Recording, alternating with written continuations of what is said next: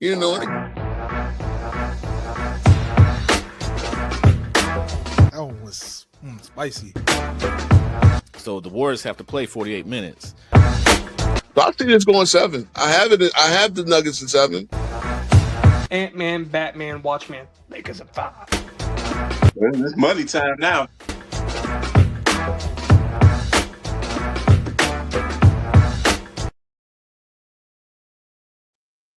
Okay, what's up, YouTube streets? What's up, YouTube street? Your boy King Speaks Bro here, doing another episode of the 10 Toes Down podcast. So, I dropped a post on here on YouTube, and you see me with my little poor graphics.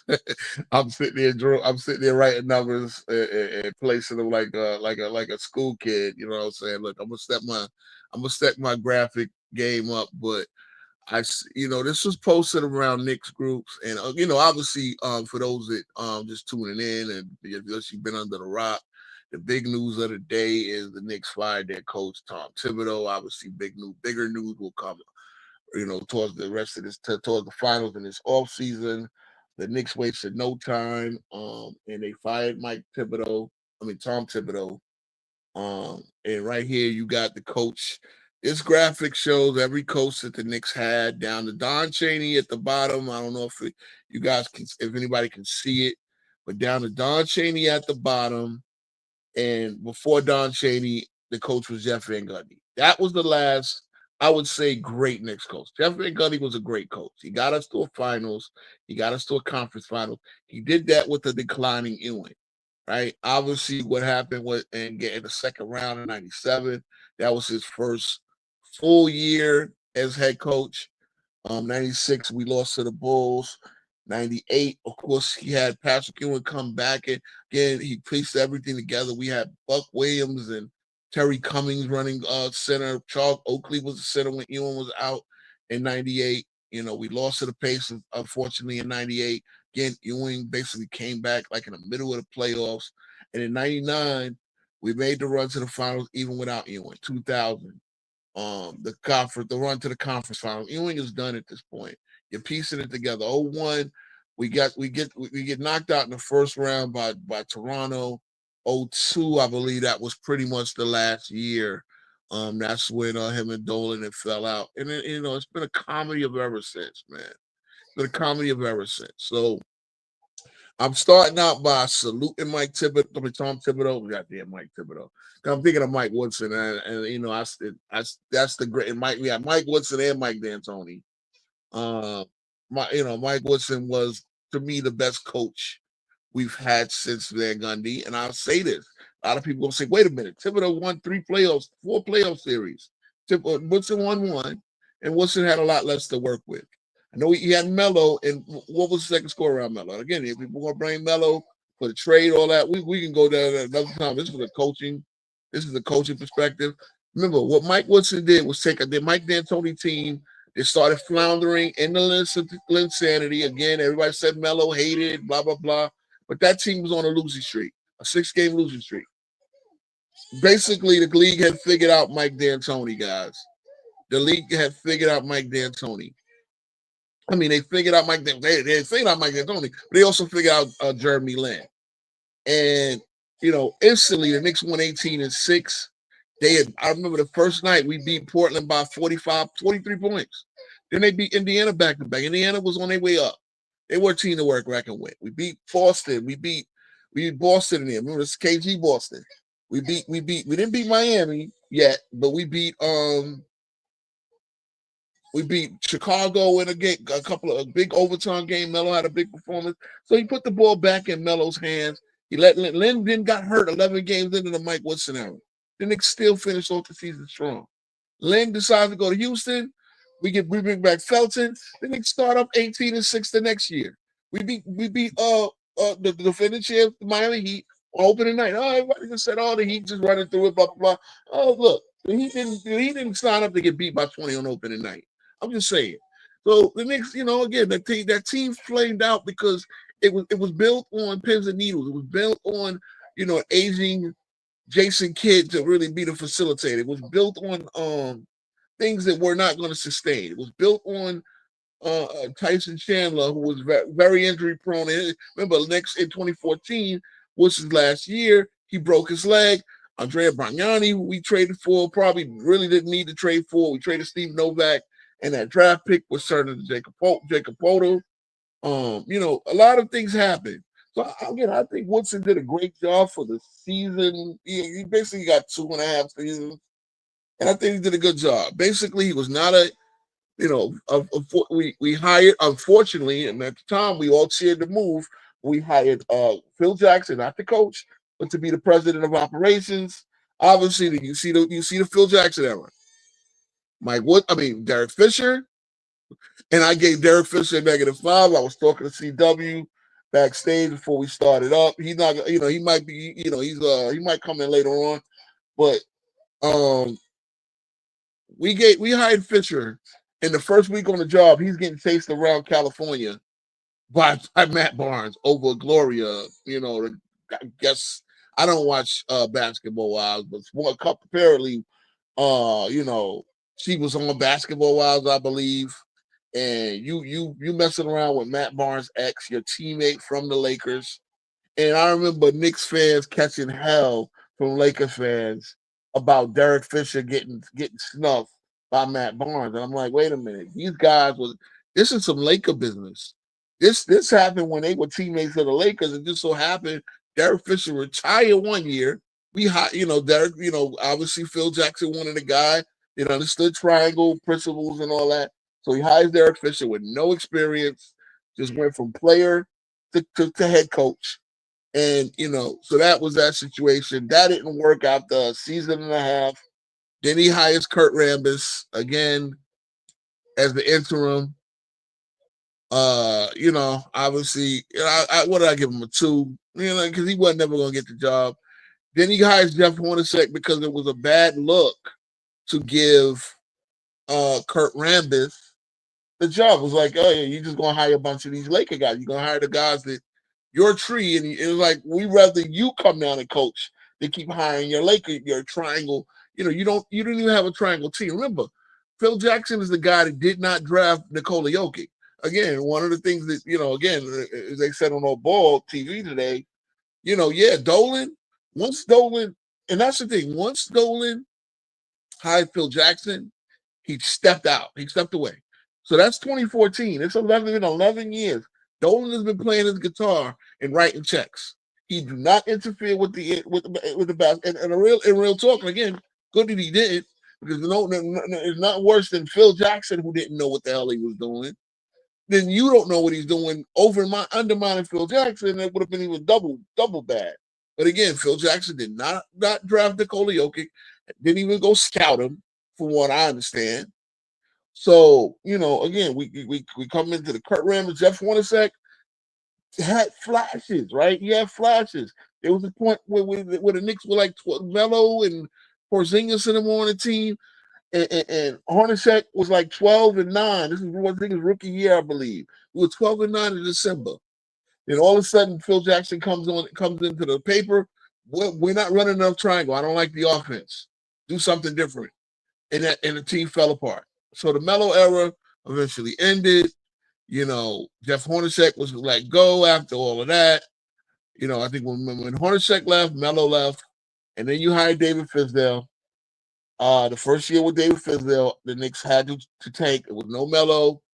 Porzingis actually had because the first thing that happened was Porzingis. I believe Porzingis towards ACL, so he was out the rest of that year and most of the next year. And eventually, midway there, he wanted to get traded to Dallas to rookie Luka Doncic, right? So you had that. David Fizdale is in there tanking. Obviously, the Knicks. We were trying to tell, obviously Zion is there. We're trying to get you Zion. Porzingis, no, I want to go to a winning culture. So he went to Dallas.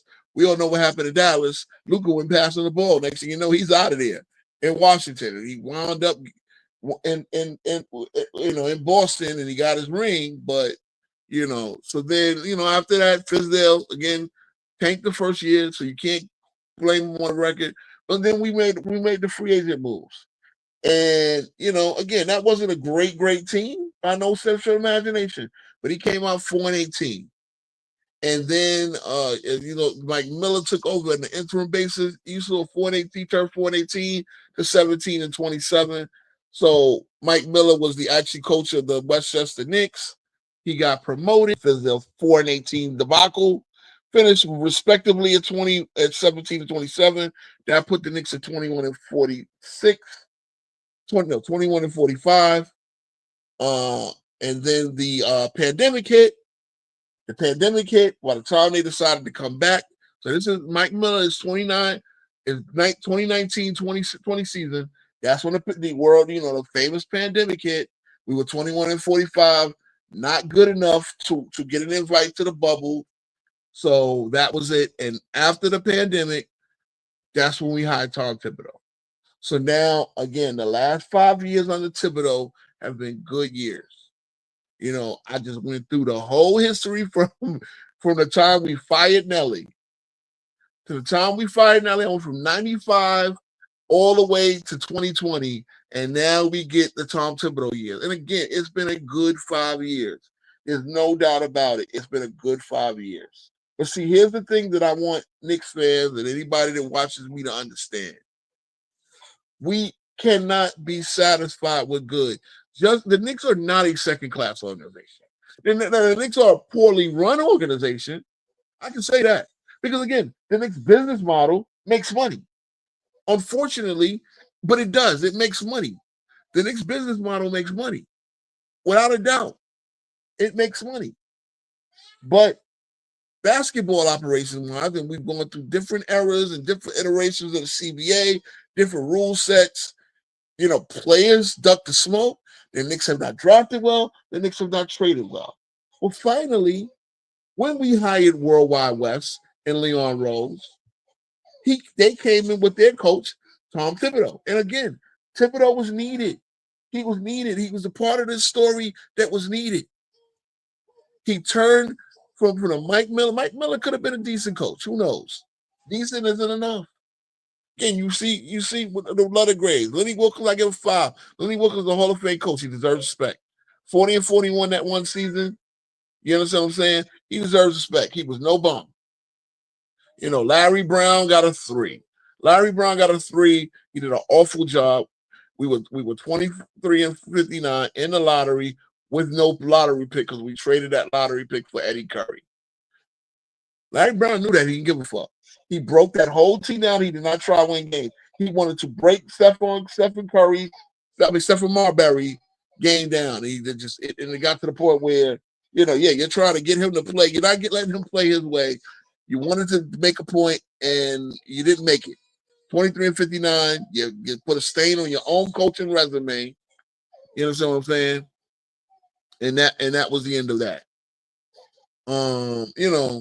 But again, the Tom Thibodeau years, in the first year we know, you had Julius Randle, Elfrid Payton, you traded for Derrick Rose.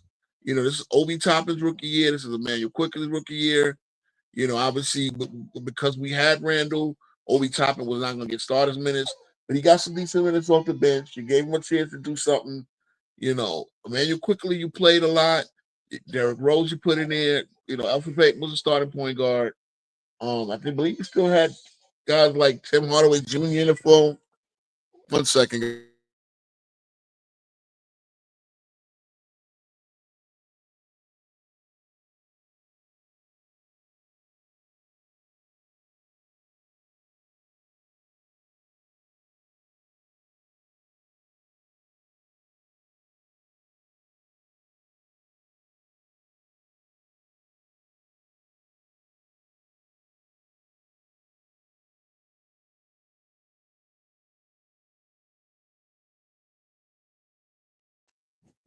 Okay, I'm back. Yeah, man. So that first year, again, what happened the first year, it was a decent year. You made the playoffs. You get to the playoffs. Mitchell Robinson is hurt. That was a big part of our team. You're back to Nerlens Noel, Reggie Bullock, Elfrid Payton became self-checks. Randall struggled in that first round because he was a lone offensive threat. You had to actually bring rose from his bench role to the starting role. I mean, we were dead in the water that year. Okay, but it was good to get to the playoffs finally. We hadn't been in the playoffs since the Woodson year in 2013. That's what by 2021, we had broken 8-year playoff drought. Again, salute to Thibodeau. Next year, come in. Knicks need a point guard. Obviously, the Knicks need a point guard, right? Derrick Rose is there, put back in a 6-man role. We were gonna roll with Derrick Rose, Emmanuel Quickly, and we had signed Kemba Walker, who was bought out by Boston. Traded to OKC, bought out by OKC from Boston. We made that move. Remember, this is OKC now. I want OKC. I want you guys to realize where OKC was at the same time. OKC that year tanked. OKC was the team that you sent salary for, you sent a bad contract for, because they could eat it. What they were doing, they were developing their young players. Everybody you're about to see in the final. We're gonna get to the finals preview a little bit. I hope CW come up here if he wants to do it. By that point, I'll text him and let me know, so they're where we can bounce off each other. But OKC in the Kemba year, when we had Kemba and we wound up with Alec Burks as the starting point guard. Well, again, Thibodeau's building a culture. Randall struggled that year. Obviously, you know he needed a point guard. Kemba Walker was doing a decent job offensively. Defensively, I honestly, when I looked at the games with Kemba, I didn't think Kemba was that bad. I think Thibodeau, again, I know he had a certain standard he wanted in his point guard, which is crazy because Brunson don't necessarily meet that standard, but Brunson is giving you a lot more offensively. The Kemba year, it was an up and down year, right? Randall had dropped off remember, Randall that year had 20, 10, and 5. So yeah, it was 20, 10, and 5, and that was his down year. I believe he was at 19 point something, 10 and 5. But it was a down year all around for the Knicks. The Knicks had realized, by the end, bro, we have to, I remember in the off season, after that Kemba year, we drafted Quentin Grimes. No, I'm wrong. In the off season, we had drafted Quentin. In the off season after losing Atlanta, 2021, we drafted Quentin Grimes. So we're in the Kemba years 21, 22. So we had drafted Quentin Grimes and we drafted Deuce McBride in the second round. Again, that was a masterful job. Rose did a lot of masterful jobs in the draft. We'll give him credit because we was talking about this on Ball. How when he went the second draft pick, he had 23 from the Clippers, and he traded back, got extra draft picks to draft Emmanuel Quickly, who turned out being better than the player that he would have drafted. Was drafted there at 23. So he got the player he wanted, and still got more assets. So again, remember, the Knicks are not devoid of assets. We got a lot of second round picks. We do have tradable first round picks, and this is what we need to realize going forward. Going into this offseason, people say the Knicks have no draft picks. No. We will be able to trade a few draft picks. We got 1 or 2 tradable picks. We didn't empty the clip with the contrary to popular opinion. We didn't empty the clip for Mikal Bridges. We did trade a lot. So 21, 22 does not work out with the Kemba situation. Now we go into the summer of 2022. Because it's crazy to realize that it's been 3 years, only 3 years. Seems like it's been 10 years. Seems like Brunson has been here since 10 years. But then 2022, and again, LOL Knicks. This is again, I give Tips credit because LOL Knicks, while people are still doing it, it don't hit like it used to. So LOL Knicks, the Knicks are going for Jalen Brunson. Jalen Brunson, y'all do all of this for Jalen Brunson. Y'all paying Jalen Brunson $100 million? Yeah. Some of you guys are casual because, again, at that time, I can go back to 2019 and I said the Knicks will be better than the Nets in a few years. Easily. I said the Nets, they better win a championship because they better win a championship. They're going to have a short window and the Knicks will be a better team in the long run. I said this. I said that y'all going for flash in the pan super team. See, here's the 10 Toe Down podcast, bro. Here's the thing. If anybody just tuning in for the first time, anybody been rocking, everybody been rocking me for a little bit, bro, I don't be late to the party, man. I be early to the party on these takes, man. I've seen the super team shit like, hey, y'all, everybody going for Phoenix. Went for a super. The matter of fact, Phoenix going for the super team. Once the Brooklyn went stale, Brooklyn went for the super team. Like it seems like everybody thinks their version of the super team is going to work, and none of them work anymore, bro. You saw what happened to the Lakers this year. Oh, it can't be a super team. There's only 2 superstars. Okay. You know, I'm gonna let y'all Laker fans know that Austin Reeves is going to demand some money. Austin Reeves is going to demand in the 20s and 30s. Trust me. If Derek White gets $30 million, Austin Reeves, y'all can start dirty macking Austin Reeves all you want. Somebody gonna pay that dude $30 million. If somebody paying Isaiah Hartenstein $31 million a year, somebody's gonna pay Austin Reeves around $30 million. I believe Hartenstein might be 3 years, 87. Either way, he's making damn near close to $30 million a year. So y'all gonna understand, man. Y'all see some of these number figures flying around for free agency. Y'all gonna understand where the money is actually going, man. $30 million is like average money now, bro. For an average player, you get 30. You know, you got to spend $30 million. For a very good player, you're gonna spend $40 million a year. That's how it goes. The date again. That's look. 20 years ago, 25 years ago, actually, Alex Rodriguez became the first long-term $20 million man. I know Jordan got two years at 125. 1 year he got 25. The next year he got 30 million. Think about that. In 97, 98. Now, you know, Alex Rodriguez, you know, when he signed with the Rangers back in 2000, he signed for 10 years, 200 million.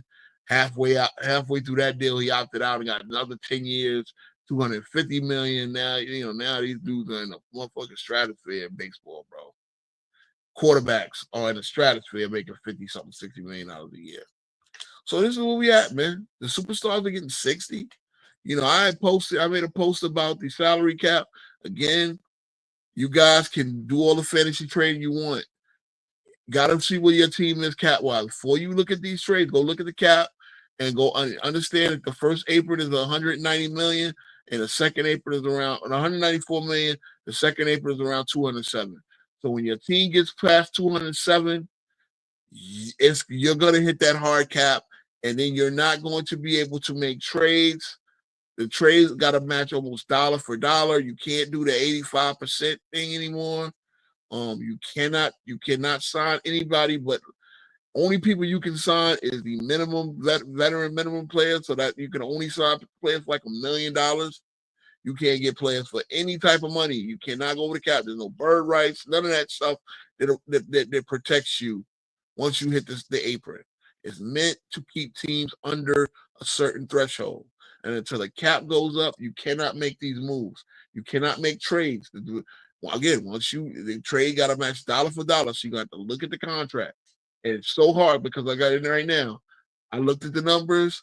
Karl-Anthony Towns and Giannis pretty much had the same contract. They're gonna make almost the same amount year per year, so they could conceivably be traded straight up for each other. Problem is, Milwaukee knows that that Giannis is better than Karl-Anthony Towns, so they would never make that move. So the Knicks would have to be creative. And again, being that we're under the apron right now, we can give Milwaukee salary in terms of extra players, extra talent, young players. Again, it's very important that you have young players on that rookie deal in your rotation. This is another reason why Tim's got to go, because we got these young players on a rookie deal that he's not playing. Okay, the headline for those who's watching me, the headline is if the players went into a meeting, the exit meeting, I said we will not know nothing until the exit meeting, and as soon as the exit meeting was over, the news dropped. Thibodeau was out, and the players got Thibodeau fired. Again, I believe Thibodeau checked out. I really do. I believe he checked out. You didn't see the passion in the coaching. You didn't seem like he felt like he was coaching for his life or he wanted this job anymore. This was no longer his dream job. I think the pressure was getting to him, but he really got outcoached by Rick Carlisle. And if this is your legacy, man, again, The problem with Thibodeau, and again, it's been a great. I went through the 5 years. I kind of skipped over the Brunson years. We pretty much know what happened. Bro. Y'all, all you motherfuckers that was hating, the Stephen A. Smith, everybody, all of you motherfuckers were hating. You were wrong. Brunson is that dude. Brunson is that dude. You know, you won't sit there and say it because I remember the guys before Giannis won a championship. Oh, Giannis never won a ring. Blah blah blah. He won a ring that year. Now, but he won a system. Well, we know the injuries, but the injury to himself, the injury to Middleton. I mean, be fair. Be fair. But he won that ring. He got 50 points so you can never take it away from Joker. You can never take it away from him. You can never take Steph Curry winning post Kevin Durant. He won before Kevin Durant. He won one after. You can't take it away. 24. You cannot take it away from the Celtics. Yes, I know they could. They beat the hell out of the Mavericks. Yeah, the Mavericks were a bit of a surprise team to get there too, but they beat the hell out of the Mavericks. Mavericks were healthy, so you can't take it away from them. Everybody in the East was hurt, but the Mavericks are healthy, so you can't take it away from them. This is the era of parity, guys. This is the era of parity. Teams are not going to. It's not going to be the same team every year, as you see. So this gets to the point too, because this is the start of the reason why I wanted to do this show is because of a graphic I saw earlier that showed the finals we won. Everybody wanted Lakers and Boston. That means you wanted to see the same two teams, or you wanted to see. First of all, you wouldn't have had Jason Tatum. You would have had a battered Boston team, right? Oh, I know everybody. Oh, the Knicks. Bro, see, this is what happened. I didn't say nothing when Boston released the news that he had a partially torn, whatever it was, MCL and meniscus, whatever it was. We all knew that Brown. We all knew that Jaylen Brown jumping off that knee wasn't the same. We knew that he was not hurt. Again, are we sitting there now when we lost to Indiana talking about Brunson's ankle? Brunson's ankle's not 100%. Josh Hart wasn't 100%. Josh Hart was battling some things. Yeah, nicks up, bruise up, whatever. Jaylen Brown played on it. This is life. To sit there and say, when you know that Jason Tatum got himself hurt after them blowing another 14-point lead in the fourth quarter, the Knicks won every fourth quarter of that series, the same way we won every fourth quarter against Detroit. And I was really surprised that we didn't win every fourth quarter against Indiana. The Knicks have proved to be a fourth quarter team. But everybody wants to spin a narrative because Boston threw it out there. All right, yeah, no doubt. See that. But everybody wants to throw the narrative out there that the Knicks beat Boston. No, y'all saw that the Knicks walked them down 3 times. Y'all saw that the Boston getting a lead because all you guys talking about Boston got win. I mean, since when do you play out? You play out and pick up. You get a 13-7 lead, and they come back and they win 16-13. Game of 16, right? You play full court, half court, whatever it is. You get a 13-7 lead. What do you start talking shit that you was up 13-7? You realize you got to finish that game, right? You can't talk shit. It's not a 30-something minute game. It's a 48-minute game. So what are we talking about? Well, Boston did it to themselves. No, Boston do what they do. And what Kingsbury what Rowe had said all season is that Boston, that 3-point strategy is not going to work in the playoffs. It works in the regular season when you fly in a team and teams are not used to that barrage of 3. But when a team has a chance to adjust to you in game, when a team has a chance to adjust to you in game, because I know I was fighting with LB, so wait, I'm always bro. I said, bro, I'm a 10 toes down nigga. I felt that the Knicks could have gave Boston a 6-game series last year, even hurt. Now, if the Knicks were healthy, I felt that the Knicks would have beat Boston. The same way I felt that the Knicks, a different squad, healthy, would have beaten Porzingis. You're telling me Porzingis and all of it. Like, bro, we had our own share of injuries. The Knicks got injured. Brunson was out for a month and a half. Y'all forget about that. We had to play him to get the rust off the last 4 games of the regular season. And he and 3 times he went down in that Detroit series. Anytime you put any like a kick, an incidental bump to that ankle, if you had a sprained ankle, you know there's that fluid buildup. And then you feel weak. And so what you do, because you don't have any structural damage, but you know that ankle is kind of hanging on. You can risk like I mean, bro, we've seen it happen in a year we lost to Miami. Julius Randle stepped on someone's foot, and that ankle was messed up again. He had to wind up getting surgery on that ankle. So again, we were a bad Brunson fall away. So to hear the injury excuses from Boston and Boston fans, bro, you motherfuckers get up, bro. I'm so good. All right. Because again, people they lock me down in these conversations. They're always so hypocritical about it. You understand what I'm saying? So, look, I salute Tibbs. It was a great 5 years. But bro, no coach can survive their team during a finals run. Not a conference finals run. A final run. No coach can survive their players. That this is not the end of the bench guys. They were doing an exit interview. They were doing an exit interview with the core roster, the guys who are under contract coming back next year. And they all said to a man, with Dolan in the room, with the owner, Jim Dolan in the room, they said to a man, we didn't know our role. We were unsure of what our role was. Again, you're playing a stagnant rotation that everybody says you need to switch up. Everybody says you need to give these guys a break on the minutes. We don't need to be playing 38 games in a 30 minutes and a 30-point blowout. Mikal Bridges and these guys. People are calling out Mikal Bridges by saying, "Oh, Mikal Bridges is the Iron Man in the NBA." If you ain't got perfect attendance at work and in school, you got nothing to say about Mikal Bridges because he got perfect attendance in the NBA. It's not an easy thing to do. He stayed injury free. Okay, but he said the reason why he said that, I said it at the time, is not he'll take the minutes. But what he was saying is there's other guys who I could be playing with who might enhance my game a little bit. So again, like DeLon Wright, like Landry Shamet, who came in and got a chant in Game 5. These guys could have been contributing more in the campaign. Good, okay season. You've always been a pain in the neck.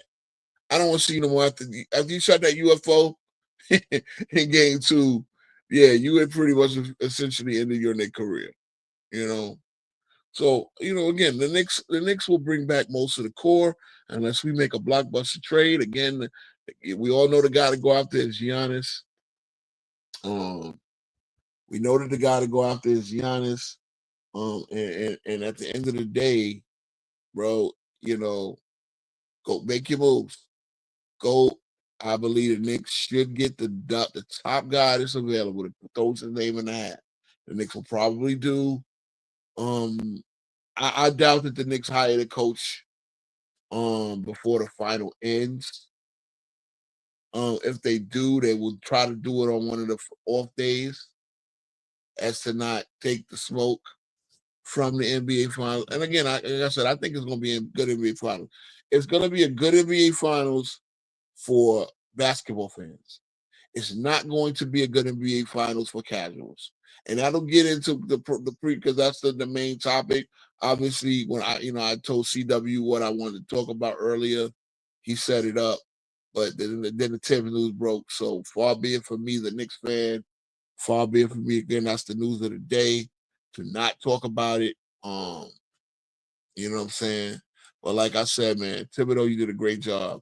And for anybody to say, "Oh, how can you fire a coach? He's the best coach you've had since whatever," yeah, you can't. You line up a 6 next to a bunch of 2s. She does not become a 10. She's a 6. You understand what I'm saying? Again, I know that's a show. Look, bro. We, for females and anybody, bro, we give you scales 1 to 10. A lot of guys will rate a lot of you ladies 10s. And that's fine. Again, that's not your only worth. I get that. But we do that the same way you do that with guys. Females do that with guys.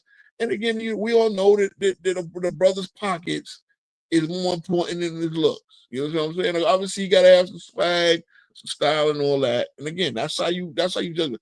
A guy who's a little bit ugly in the face can dress well and give himself some points. You know what I'm saying?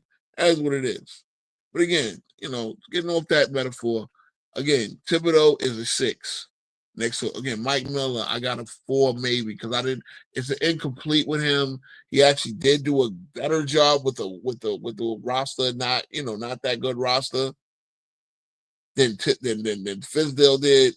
Again, it seemed like but Fizdale was just not a good coach. Honestly, I didn't want him because he got himself fired in Memphis, fighting with Mark Gasol, who was at the time their best player.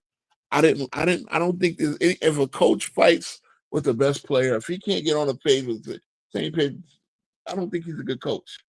I think he's a coach that you got to be careful. And we got Fizdale thinking he had LeBron connection because obviously somehow we still wanted LeBron somehow, but that wasn't again that wasn't Leon Rose and World Wide West. By then they kind of had spat with Clutch Sports and LeBron and everything like that. So we went to Leon Rose and World Wide West.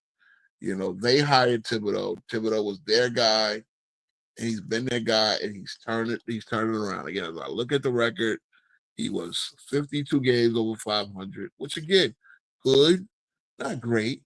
Because I want back when I shot back out to OKC, Thibodeau is 52 games over 500. OKC this season were 54 games over 500. I'm just saying. And shout out to my brother Flea on All Ball TV. But when you sit there and say, when you guys sit there and say, first time head coach, what was Mark Daniel? Matter of fact, let me look it up because I had never even heard of Mark Daniel. I want to try to see if Mark Daniel was a guy that came out of nowhere, right? I didn't come out of nowhere, but obviously he was not the Mark Dagnall. All right. I spelled it. Thank God Google got it for me. So he was OKC Thunder, and I'm looking on his Wikipedia page right now. So I'm on Mark Dagnall's Wikipedia page because again, for those Knicks fans for those fans who say, again in the 5 years, again I know he had the one struggle year with Kemba as the point guard. But in the 5 years, he's 52 games over 500. Mark Dagnall this year was 54 games. So 54 games over 500 in 1 year. And again, you want to tell me he got a better roster? Okay, maybe.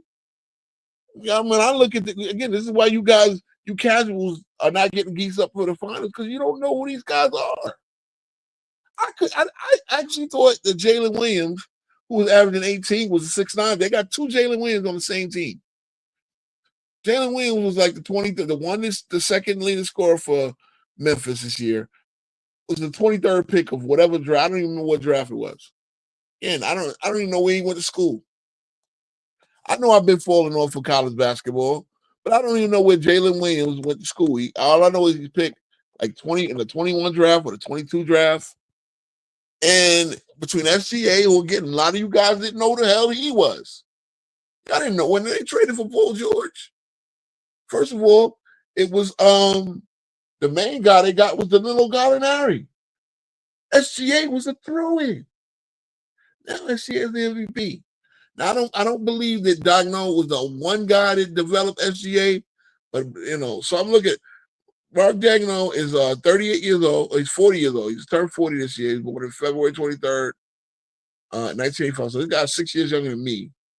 Holy Cross, Florida. Okay, so he was Florida assistant coach in Florida. Then he coached the Oklahoma City Blue. He was an assistant 1 year. So this is a guy who was an OKC system coach. And he's been the coach.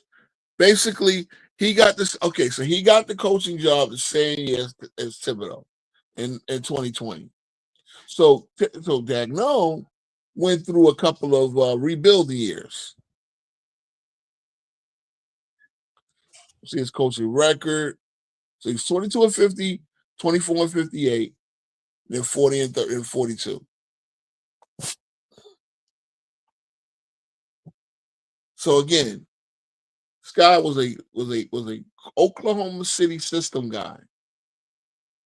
He was an Oklahoma City lifer system guy who again got his first job in the NBA in 2014. So at the time, he was 29 years old. He was 29 years old. Again, I'm just looking at the resume. I know nothing. Like I know when I look at Coach Spo, I know that Coach Spo was the Miami video guy. He was their video coordinator who wound up in the head coaching LeBron James. So good. Look, some guys who, shout out to Coach Jones, Rob Jones, of Norfolk State. He was given when I was watching All We Live with Free from All Ball TV, and I went to high school with Coach Jones, with Robert Jones. And it's good to see him having his success. But he went through a lot of what coaches go through, or how they get their perch, how they get in their position, how you got to put your resume out there, the work you got to put in. So he gave a head coach's perspective, and he's been very successful down in Norfolk State. Again, Mark Dagnall, Holy Cross. Wow. Holy Cross is where Bob Cousy, the great Bob Cousy, went to school. God bless you, Bob Cousy, man. You're one of the, for those Celtics fans I've been going back and forth with, Bob Cousy is a guy a New Yorker, who was an all-time great, still living, still like in his 90s. You know what I'm saying? But he played Holy Cross. So Mark Dagnall comes out of Holy Cross in Florida. Then he gets his first NBA job in 2014 as an assistant or the G League coach. Yep, the Oklahoma City Blue. And then he was an assistant coach on the Thunder. Then he came back, got an assistant coach in 2019, and then from 2020 to now. And now this man is the head coach of the team that's heavily favored in the NBA Finals. Again, because these guys are no name, because you didn't know where these guys came from, because they're not your conventional superstars. We're getting into the point. We get into the discussion, the main event, because I love how I segue, bro.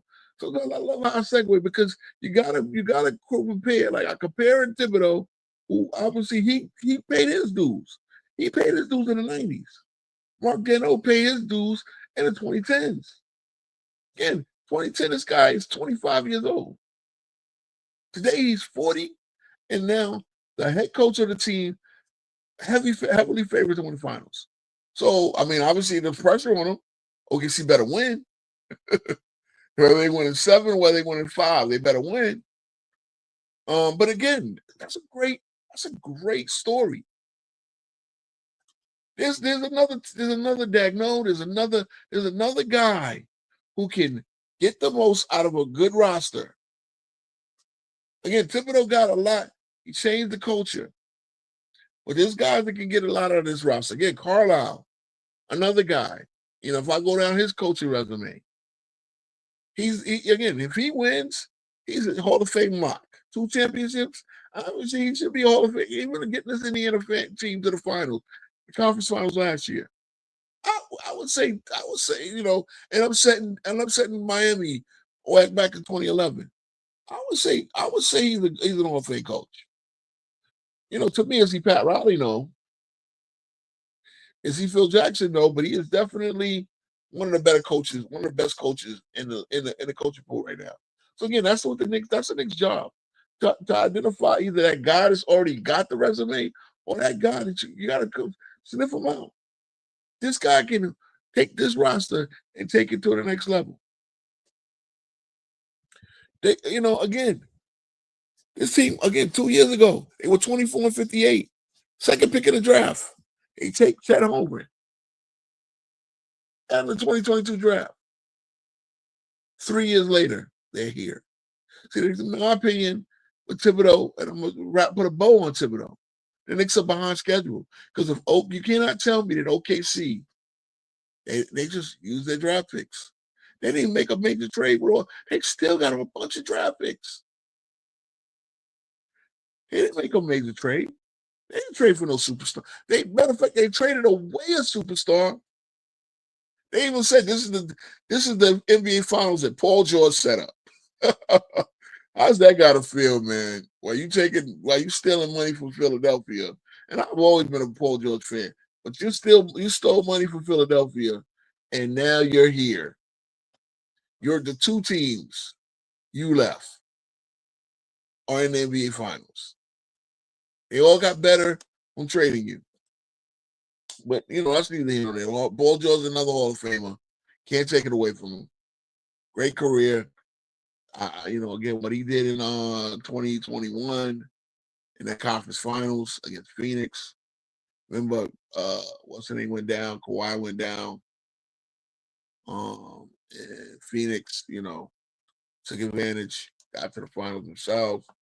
Mikal Bridges was on that team. But yeah, man. I mean, I just want to get into it. I'm gonna be ready. I hope CW gets back here because I want at least so we can do the final preview. Bro, if he just give me his finals breakdown and his prediction. If JB can get in here and give me finals breakdown, that'd be great as well. But yeah, man. Why is it so hard to let it go? Because again, when I saw that graphic saying everybody wanted that, no, you didn't want. I mean, first of all, why did you want Boston? Why do you want to see a team shoot 63s in the finals? It's boring basketball. Keep it real. I get it. The names: LeBron, Luka, Jason Tatum, Jaylen Brown. Stylistically, it would have been a horrible series. Again, you got 2 flawed teams, especially once the injuries hit Boston. It's not the finals we wanted. And you cannot embrace. Look, again, I obviously rooting wise, I didn't want Indiana to be here, but Indiana's a pretty basketball team, man. There's a good offense. These are 2 good offensive teams.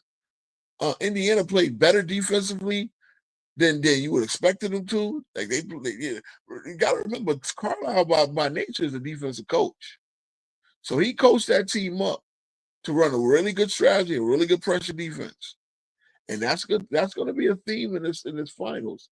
So it's a good stylistic fight. This is like the Nets, Sacramento. Sacramento would have been a horrible finals as far as market wise, but it would have great finals as far as styles. You had 2 more evenly matched teams, and to me, Sacramento beat the Lakers at 0-2. Not a doubt. I'm obviously giving the Lakers a championship because you can't take it away from them. But to me, Sacramento had to beat. I don't like to do ifs. They beat that team. They beat that team. That team that was absolutely robbed from them. They robbed the Sacramento Kings because they didn't want to see a Sacramento. And again, you're probably talking about the 2 worst markets. New Jersey is a bad market. Brooklyn is a bad market. It's not a bad market because it's in New York City. The location of the Barclays Center is a great location. But Brooklyn they just don't have a fan base to really put up any buzz. If Katie and Kyrie and them nobody locally would have cared. You would have had the casuals. But that team was nobody. Brooklyn doesn't. Brooklyn has a decent brand, but nobody is really that hard off from Brooklyn. I was arguing with Nets fans talking about bro, no, y'all mad and nobody cares about Brooklyn in New York City. Everybody cares about the Knicks. And that's just fact. So the idea that you guys cannot let go of the Steph Curry. There's great other players. I know. I did the watch parties with Zay on the Wolves OKC series. I get it. The foul baiting from SGA is a turnoff. It is a little bit. But OKC is still a great, exciting team. Without that, that's what they use when you got them against the ropes. All of a sudden, SCA starts, selling, contacting. And again, I get it, but OKC is still a great team. They got a lot of young, exciting players. They play great defense. If you like basketball, you're gonna like this finals. If you're a casual, then you wanted to see the same old same. You wanted to see Steph. You wanted to see the Warriors. You wanted to see Phoenix, who didn't even make the playoff. You wanted to see that old guard. But if you're a real true hard basketball fan, even a true hard NBA fan, diehard NBA fan, you're gonna enjoy this finals. The names ain't sexy. The franchise aren't sexy. But you got two great passionate fan bases, two crowds that get loud. And if you like basketball, you're gonna see. Look, the MVP is playing. Halliburton is now the Halliban, all this Captain Siakam. You got the Halliburton, even that they can sell at it. Yeah, they use it against my Knicks, but that's actually that little Halliban. I'm the captain. Even though my man's from Cameroon. If you guys know anything about the continent, Cameroon and Somalia are not. And I don't think they're neighbors. I believe Cameroon's on the southwest side. Matter of fact, let me pull up the map of Africa right now, just so you know, I should know my African geography a lot better. And Cameroon might be up towards the Horn. If it's not up by the Horn, let me just hold on. All right, let's see what Cameroon is.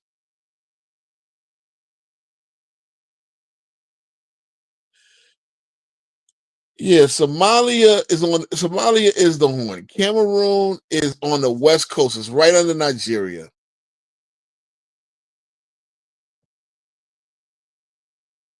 All right, fellas. So Cameroon is on the opposite coast. It's like saying Peru and Brazil is the but anyway, Cameroon is right under Nigeria. It's on the southwest, underneath the split, underneath that little curve that perfectly connects with South America, and you can tell that the two land masses split apart. Whatever. Those were my science geography nerds, and then and everybody to know that the continents drifted off and the Atlantic Ocean was formed, and whatever. So now we got to fly. If we want to go to Africa, we're gonna go to Europe. We got to fly across the Atlantic. You know what I'm saying? For those that like to travel and all that. But Somalia is completely opposite side. But again, Captain Siakam, the West Coast African captain, Taliban, whatever, play it up. He gets on my nerves, but look, I'm rooting for a great finals. As a basketball fan, I can sit back and watch this.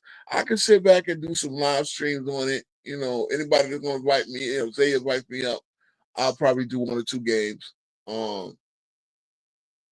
But yeah, I can sit back, relax now, man, and know that the Knicks work starts now. Man, it's a good day for me. I'm happy. I ain't all you Knicks fans are scared that we're gonna go back in the doldrums. No. The roster's too good.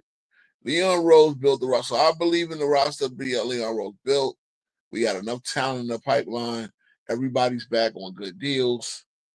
We're not going into no crazy salary. We're not going into no crazy salary, second apron. That's what happened with Boston. Boston had to break that team up because they're in the second apron. The two teams in the finals paid $0 in salary tax in the luxury tax cap. They paid $0. So again, these are two well built. Like obviously, like again, they had to get the reason why we don't have the Knicks don't have Isaiah Hartenstein because OKC had money to spend. They had to spend the money. They've been so good for fiscally capitalized. And again, a lot of they guys see this. So now they're going to get to the point where they're going to have to make some decisions because a lot of these guys are Jalen Williams of the world. Alex Caruso's got a deal probably coming up soon. I believe, yeah, he had signed 4 years, $40 million. He's gonna make a lot of money. He's a lot of guys made a lot of money in these playoffs, man. So that's the thing. That's the theme. It's hard to keep teams together because guys will get their money. Guys will have some good playoff runs, good seasons, and then they're gonna come in a lot of money. But OKC did it the right way. They did it the right way. We did it too. The Knicks did too. Eventually we went for the high ticket free agent guys. Well, we built through the draft, traded guys away. Obviously, traded guys away coming up on their deals. Then we had to give OG Anunoby the $40 million. I think it's well spent. 40 a year for 5 years. Yeah, you got him for 4 more years. Any team is trading him, knowing that the price of defensive wings, who can get you 5 and 5, 18-5 and a couple of blocks. Obi Toppin, I mean OG Anunoby, I think he leads the NBA in playoff and stocks, steals plus blocks. So don't tell me that was money not well spent. So OG Anunoby, Obi Toppin will be in a yeah, I'm gonna try to wait for C-Dub to get up so we can do the finals preview. But I just wanted to get into the subject. Why is it so hard to let go of the past? You guys did not want to see LeBron here. Trust me. That Lakers team was booty. I said it. That Lakers team was cheeks. Y'all all love the Lakers. Y'all thought the Lakers was getting to the conference finals at minimum. Team was trash. A team that scores 85. I don't want to hear nothing about nothing. They scored 85 points in 5 games of the fourth quarter. 85 points in 60 minutes of basketball is horrible. Horrible. That's a 64 win. That's a 64 point pace for a 48-minute game in the most important part of the game. You cannot tell me that Lakers team, that defensive rating that y'all was looking at, they were not good. They were feasting on shitty teams or teams that they did play were injured. They got exposed. They would have got exposed in the next round. Oh, maybe they win because Steph Curry got hurt. I don't know. They would damn sure got exposed in the conference finals by OKC. They would have got their doors rocked. It would have been a 4-game sweep. The team that gentlemen swept them, OKC gentlemen swept. And the team that gentlemen swept them 2 years in a row, OKC went to 7-game series with. Denver was a good team. I maintain this. Bro, this is the tip, man. I really wish that I had like 1,000 followers, man. I mean, 1,000 subs, 10,000 subs, whatever. Y'all would hear me what I had to. Y'all would hear what I was saying, and y'all would be like, "Yo, Ro, you was on the money." It is what it is, man. I'm gonna stay the same guy. I'm gonna stay the guy that did. Everybody's saying I'm wrong, and I wait for 2 years, 3 years, 5 years, because this whole thing with the Knicks. 6 years ago, I said it, the Knicks will be better than the Nets, and that's an afterthought now. They are collecting lottery balls. They just try to get all the picks they can, and then there'll be a bad contract for them. Kristaps Porzingis will probably wind up with the Nets, and Boston would have to give them a pick, man. Hey, what up, C-Dub? What's going on, man? What's going on? So, I'm at the point where I'm making my point about why is it so hard? Why do people want to see the same old teams? Why do they want to see Celtics and the Lakers? Don't they realize the Celtics and the Lakers are 2 flawed teams? And it got exposed in the playoffs. Real talk. This might not be the 2. OKC definitely. Look, OKC is trying to close out and be one of the greatest teams of all time. You know what I'm saying? Facts. If OKC did this, if OKC pulls this out, especially in a convincing sweep, a gentleman's sweep, OKC got a shot. OKC will definitely enter my top 10 teams of all time. Ooh, of all time? Of all time. See, it's only been 7 teams that win 68 games. I mean, that's true. That's true. And, I mean, and okay, so you want to try to say that they didn't beat an all-time team? Is that true? so Okay, you yeah, you, they you did. They calling actually Denver? okay. They beat in the playoffs. They beat 4 floor teams. Denver was not an all-time team. I get it, but Denver does have a lot of championship medal left in there. That core four had won a champ. Christian Brown was on the championship team, I believe. He was coming off the bench behind Yeah. KCP and them. So that's their core four. I'm trying to think who in the starting lineup was it. No, so it was Murray. Oh yeah, it was basically the whole starting five was on that championship team. So the four of the five starters were starters on the championship team. So you got to at least say they beat a team that won a championship in the second round in a hard four series. They did. They beat the hell out of a Memphis team who had their flaws, and I know the situation with Ja. And then they beat a flawed Minnesota team. But again, they beat the same Minnesota team that knocked off the Legends, right? Yeah, and y'all thought I was crazy when I said it was going 5 or 4, but Yeah.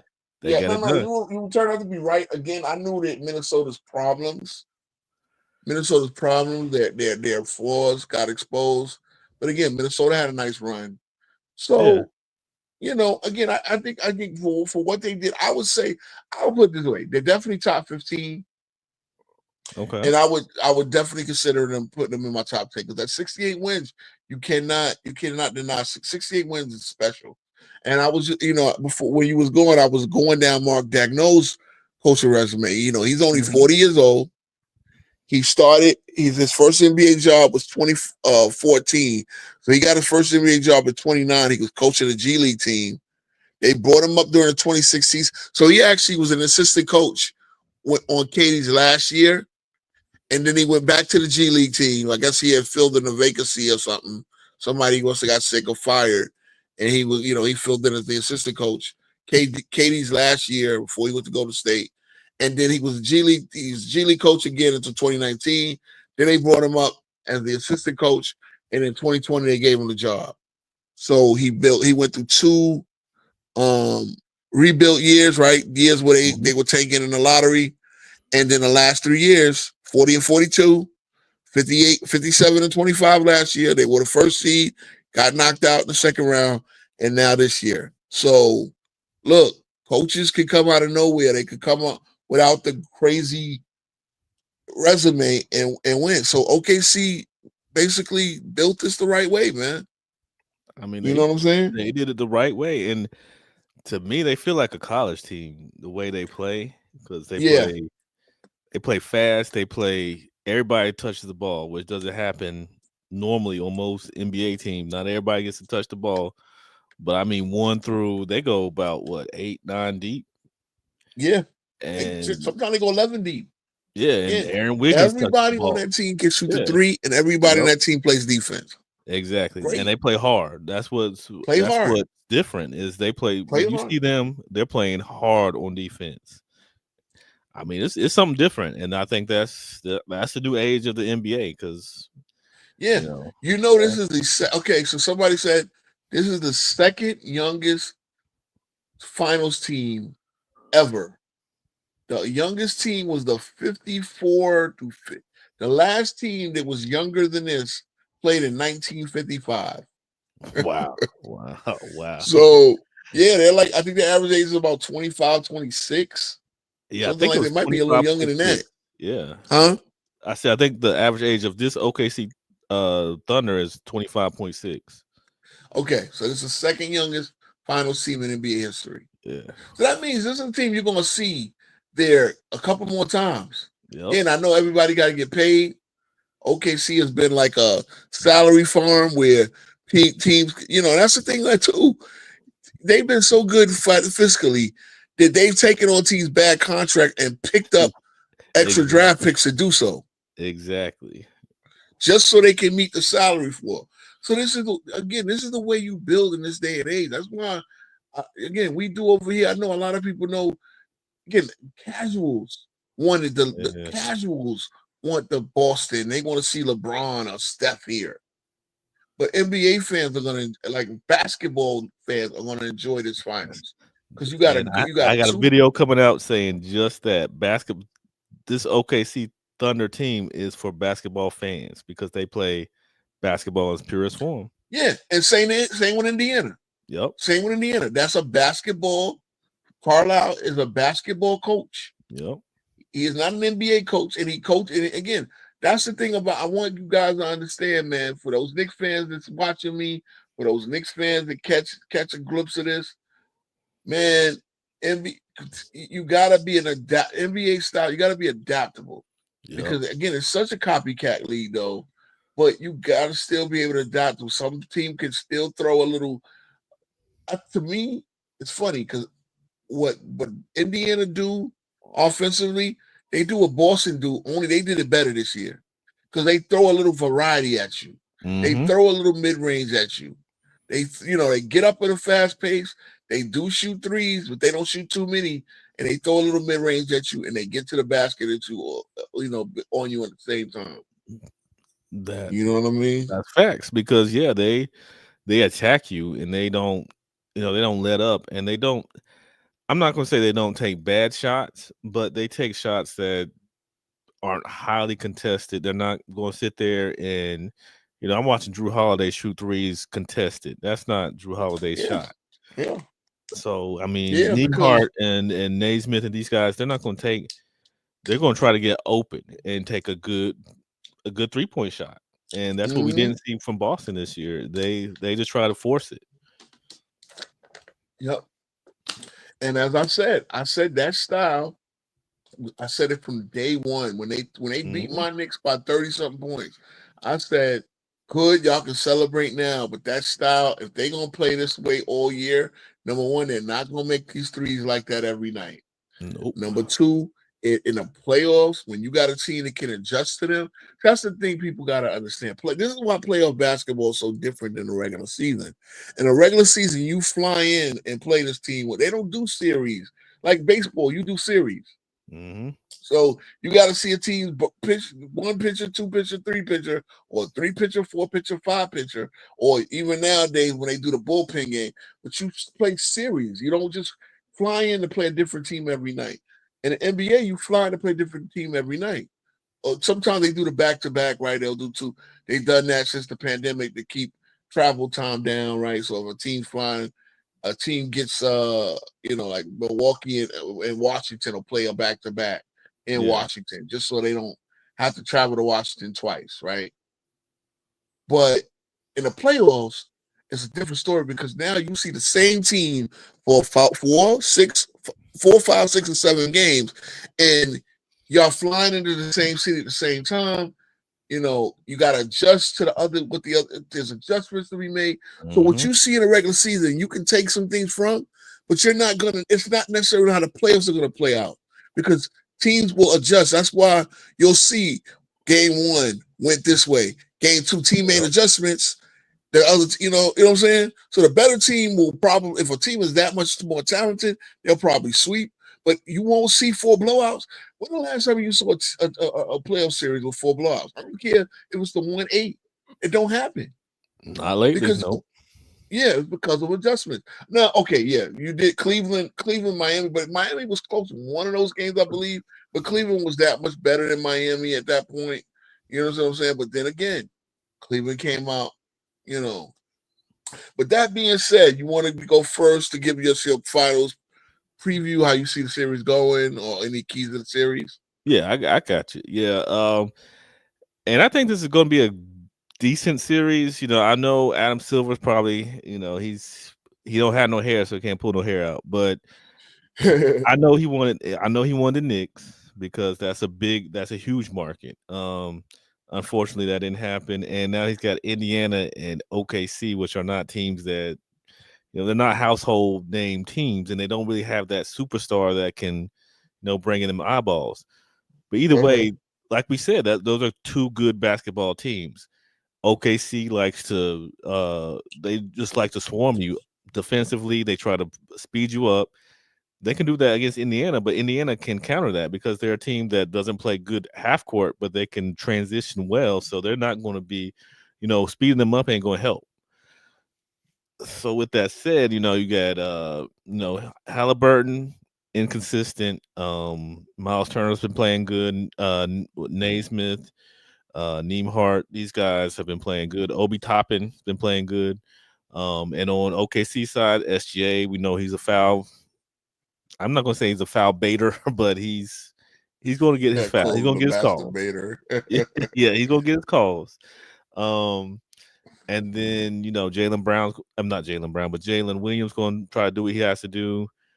Chet's going to try to do what he has to do. So, with that said, from what I've seen from both teams, I think OKC can win this. I think it'll go 6 games, but I think it's going to be close. I don't think OKC can just destroy them like they've done teams so far.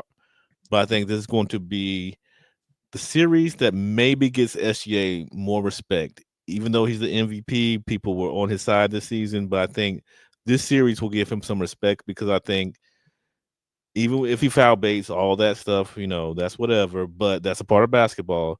But I think people are going to see just how good he is and how smart he is as a player. I think they're just going to outsmart Indiana, which is a good team, but I don't think they're the smartest team. Rick Carlisle is very smart, but his players aren't. So I think OKC in 6. Okay. And again, I think it's going to be good. I mean, I could see. So me, I got the same. I'm pretty much going to start by saying I got the same prediction. I got OKC in 6. I could see OKC getting in 5. I can even see a sweep depending on it. But this is not for me because I learned all 3 rounds. I underestimated Indiana.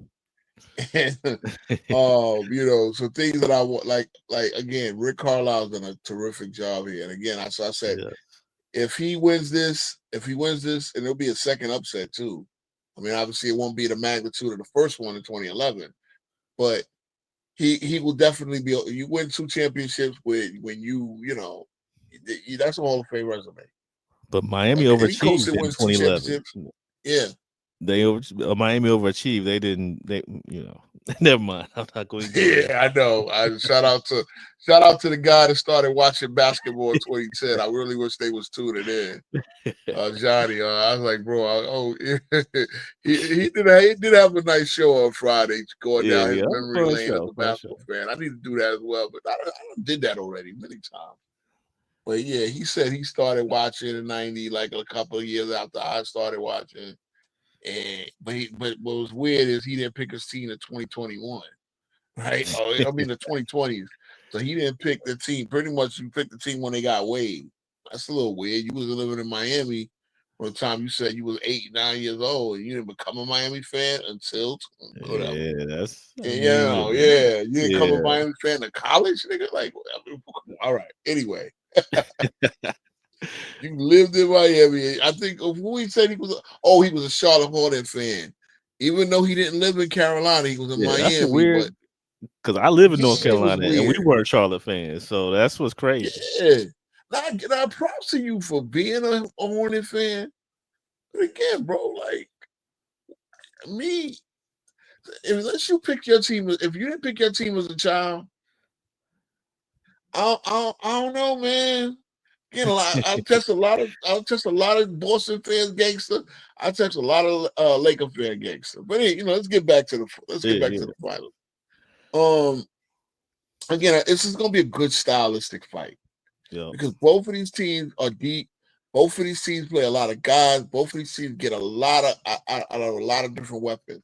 They are two teams with a lot of weapons. I think structurally, the better team is, but by the same token, Indiana, the way they do things, they can surprise. Again, I still think the better team is OKC. Obviously, you're talking about the 2 teams that will probably play the best basketball coming into the finals, and it proved. One has a 12-5 record, 12-4 record. The other, actually, both of them have 12-4 records. Identical to the Knicks were the only team to get 2 games out of Indiana, right? So they already made the Cleveland was hurt excuse. Okay, yeah, what's the name had a bad foot. He missed 2 games, Garland. And then Mobley and Mobley, Hunter missed game 2. yeah. But everybody else is pretty much. I see again. You got to like people to make these excuses. The next man up. It's the next man up mentality. You build your team with depth for a reason. That's why Indiana and OKC they can just throw interchangeable parts. They don't if they miss somebody, it's not gonna. First of all, I somehow got Chet Holmgren as the MVP. So I think Chet is going to be finals, NBA finals. Yeah, Okay. I see Chet being very unguardable. I see him getting the better of Siakam in the matchup. Miles Turner versus Hartenstein is a wash because Turner's a great shot blocker. Yeah, great pick and pop guy. Horrible rebound. I cannot understand how that guy gets 4 or 5 rebounds. That guy be averaging like 5. Like, what is rebound? His rebounding average is that of a guard, which is very weird for a leaper like him, guy who can block shots and then shoot the 3. He's a weird player, but he is also a defensive player of the year level player as well. So it's a weird dynamic, but you can't honestly. Could I give a defensive player of the year to a guy that don't rebound the basketball? I don't know. It'd be hard. It's hard. So yeah, he's almost weird, like about Gasol in a way, because Marc Gasol didn't get a lot of rebounds either. Yep. But Marc Gasol, the difference with him is he cleared out a lot of rebounds. But anyway, obviously the big matchup is the two guards. SGA is a better player at this point. Halliburton, you can't take for, but Halliburton is not consistent. As people say, Halliburton can get you a couple of singles in this game, and I think that'll be the issue because they're going to throw a lot of Lou Dort's, a lot of Caruso's. SGA will guard them. I don't know exactly how. I didn't see enough of OKC and paying attention to their defense enough, but I know they can switch out a lot. Again, they're a team full of defenders. They're a team full of 6'5" guys who can guard anybody from 6'1" to 6'7" to 6'10". You know what I'm saying? Like you saw Caruso guarding the big man. You saw Caruso guarding Randall. You saw Caruso guarding the Joker. Yep. So that's a big weapon for them. They're so interchangeable defensively. They should win the rebounding battle. I think that'll be a key. The benches, I would say, is equal, maybe a slight edge to Indiana. And shooting guard, again, a shooting guard matchup. You got Lou Dort, who's a defensive guy. Nembhard, I think Lou Dort wins that slightly. Nembhard is another defensive guy, but I think Lou Dort is a better defender. Small forward, Jalen Williams versus Neesmith. Jalen Williams wins that. Neesmith is but obviously Neesmith is a 50-40-90 guy. Plays better defense than you believe. Again, they got Middleton back. Mathurin come off the bench. Their scorers are better off Indiana's bench. Their defenders are better off of OKC's bench. The center matchup, like I said, was a wash. Power forward, and that's where I think that's going to be the pivotal swing. Again, I think that's a wash too, but I think I see Chet coming up better defensively and better hitting like certain long-term. I think he might win finals. Siakam? You think he outplays Siakam? I think he'll outplay Siakam. I think it'll be a wash talent-wise, but I think the 7 foot, the shot blocking ability, I think that will turn the series around. And I think it's too many matchups to go OKC's way. It's too much style. I do think coaching-wise, Dagnall's a great coach. I haven't seen him like really be tested like that, I guess. Yeah. Carlisle is great with the adjustments. But again, I think the better horse is OKC. So I see it at 6. It could go 7. And Indiana could shake up the world. Those are 2 outlets I see. Those are 2 outcomes I see. I don't see Indiana sweeping. I don't see Indiana winning at 5. But they could win at 6 or 7. But the more likely result is probably OKC in 6. So I got OKC in 6. Let's see. I think OKC gets the first 2 games. I think Indiana gets the next 2 games, and then I think OKC. But if they go 3-1 and they got to go back to OKC, it'll be over in 5. So I see it going 2-0, 2-2. and then OKC takes the last two Finish it because up. at that point they will have figured out anything Indiana does, and they'll just play superior down the stretch. And then again, then you'll look at a team that was 68-14 on the season, and then 16-6 in the playoffs. So that combined record will be 84. Again, they're one of the few teams. They're one of the few teams that won 80 Yeah, games. get that 80. Yeah. Not Yeah, a lot of teams that won 80 games, playoff in regular season combined. And you'll talk about 84 and 20 to finish out. So 104, yeah. They're definitely on a short. They're definitely on a short list. Top 10, maybe an honorable mention out of the top 10, but that's going to be an all-time great, and that'll be on an FCA's resume. That'll be on a Mark Dagnall's resume. You can't take that away from them. You know what I mean?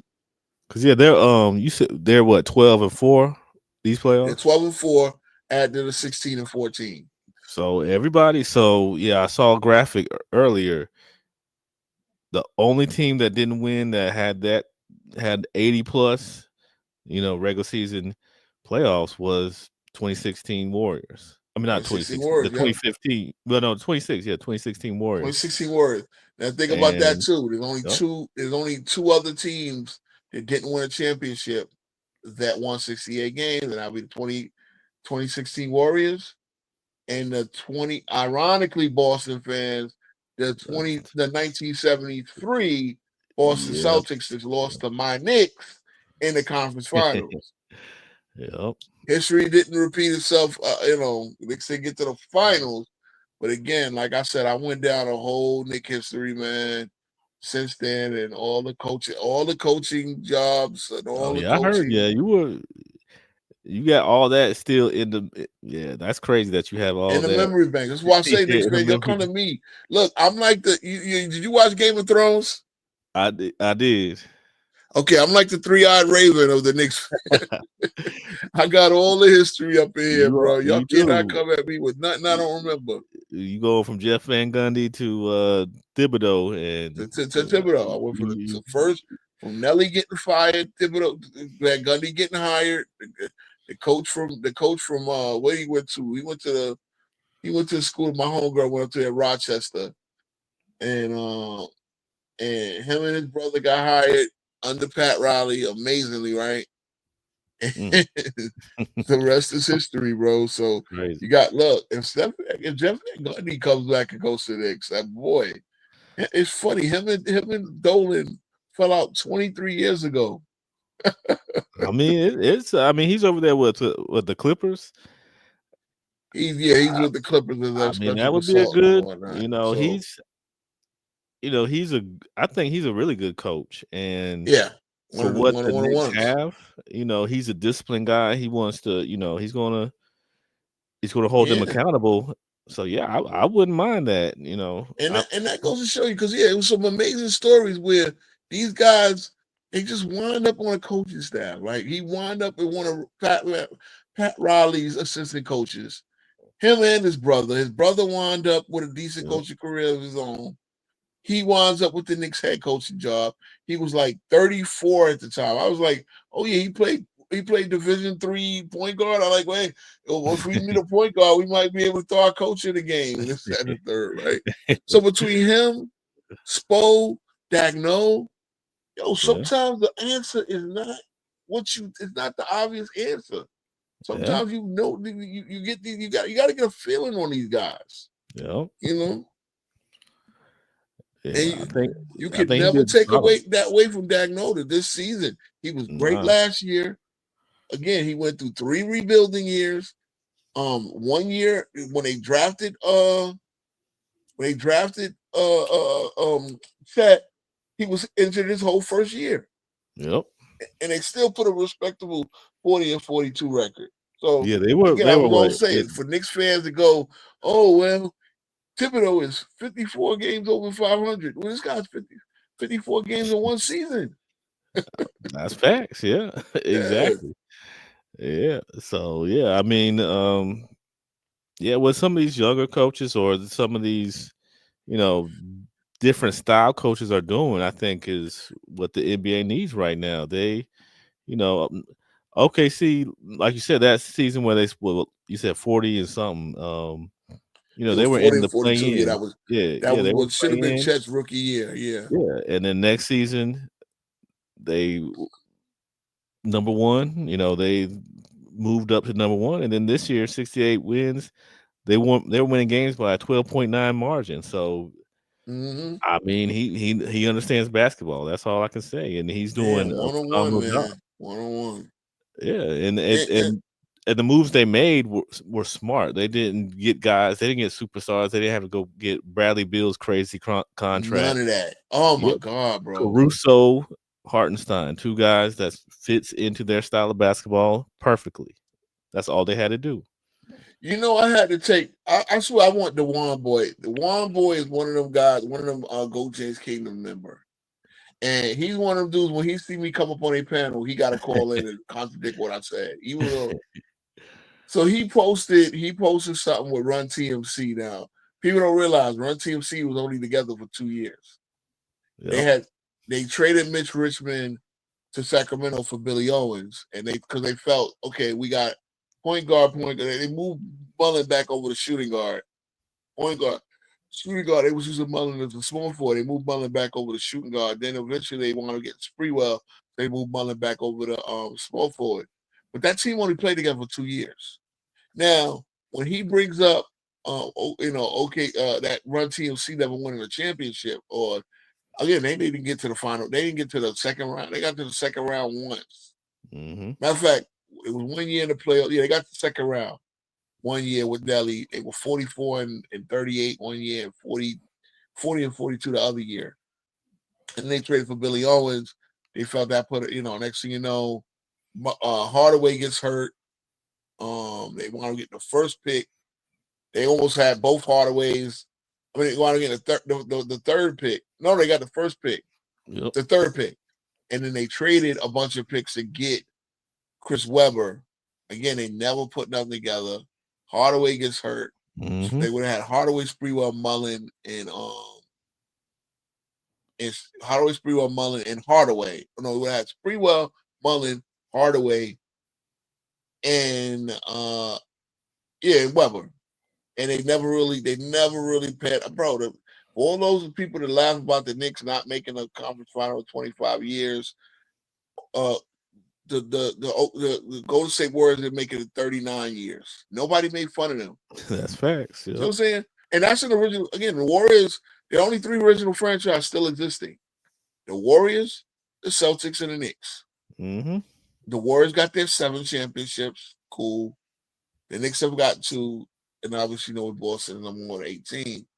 But, again, Boston, the Warriors had to go from Philadelphia to San Francisco, to Oakland, back to San Francisco. At least they was in the Bay Area for all that time since Wilt's 3rd or 4th year, whatever.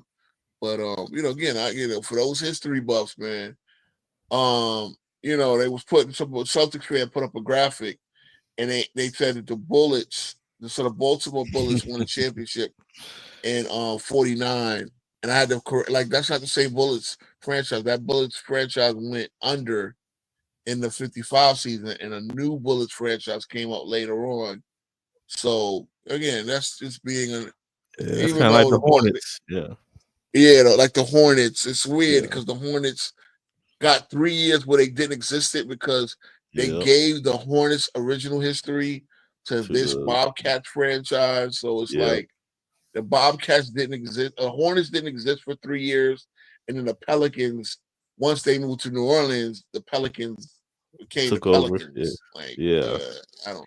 It's weird. Yeah, that's a weird history there. So and they're gonna because if the precedent was set when they did it with the Cleveland Browns. So they changed the Ravens over, even though the Ravens was the Cleveland Browns or Jim Brown, they gave the Cleveland Browns their history and their team back. They're going to do the same thing with the Sonics whenever they put the Sonics back in Seattle. OKC Thunder is going. Whenever OKC Thunder started, that's the OKC Thunder. So, again, all this history talk. I always, every time somebody give me the history talk, there was a Boston fan that was talking shit to me on Facebook. And because he's like, oh, you fired your coach. I'm like, first of all, you don't realize a lot of us Knicks fans are happy Because again, as I said, Thibodeau got us here. You can't get us no further. Your limit, your ceiling is conference finals. Yeah, And we but need to, y'all as there. Knicks fans, we Yeah. need to expect better. You know, again, if I'm looking at OKC and they're heavy favorites, what did OKC do that we didn't do? You know what I'm saying? Like, Yeah. you know what I'm saying? Like, and OKC they didn't pull out bells and whistles. They just solidly built their team. And they Yeah. got a team that expects to win a championship now. They're like Yeah, 7-1 favorites in Vegas now. You know what I'm saying? Yeah, they put the right pieces around each other, Yep. and we're seeing the results. Because Yep. I like what the Knicks have. I mean, y'all have a good team. I mean, y'all put OG Miles. You know, these guys. I think they work well together. It's just you're gonna have to get that coach. You're gonna have to get that system. Just The coach and the system, I was saying, yeah, is yeah. the way we run offense. Again, Yep. and I don't know if you heard the news, like the players said, we don't know our roles. And this is not DeLon Wright. This is not Landry Sherman. This is Yeah. the top 8 guys, the guys that's under contract.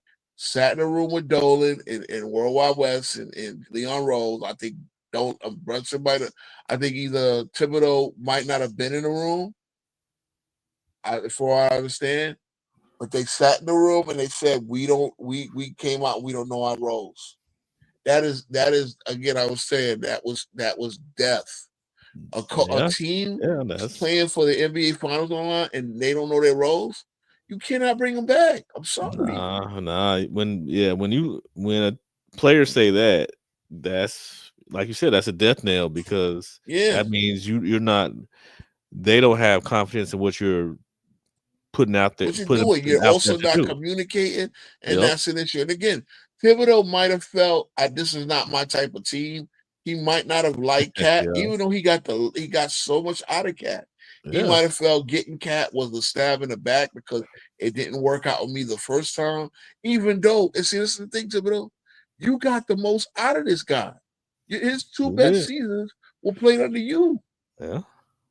So again, I get the defensive liability, the limitations he has, and the liability is. Again, that's for you to work it out.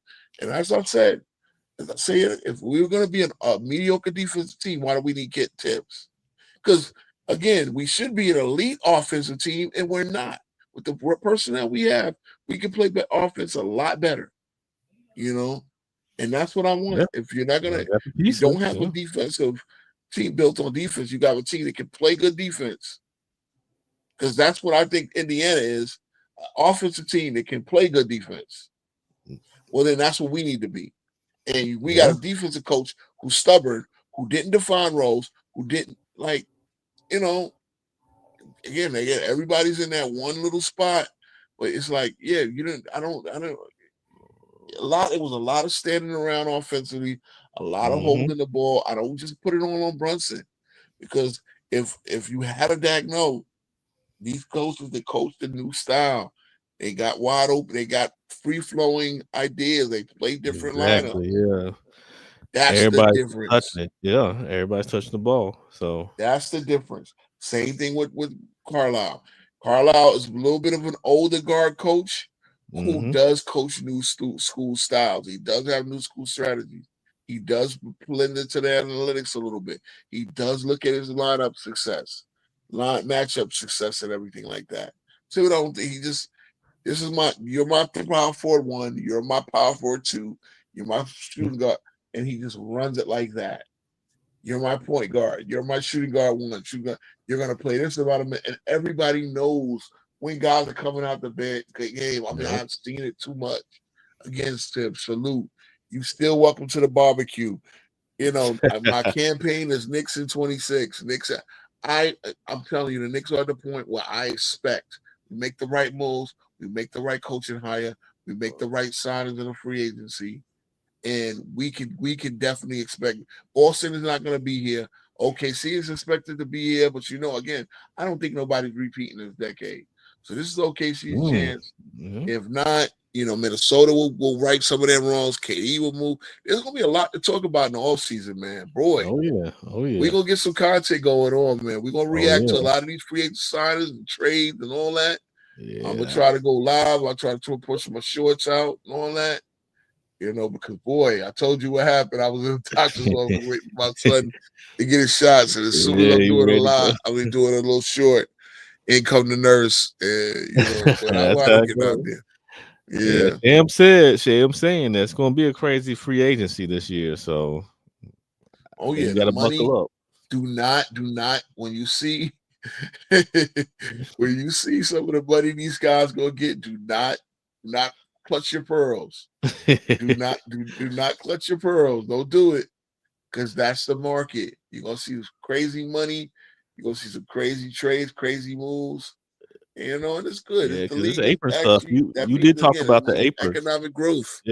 Yeah. So yeah, teams gonna have to. They got to be mindful of those second, third aprons. So Yes, you said yes. you And I might was see some showing how the Knicks craziness. are under the second apron, which is a good So job. We're under the second apron now. That means we'll be able to make trades and use our mini mid-level exception. yep, Again, all that matters, man. All that matters.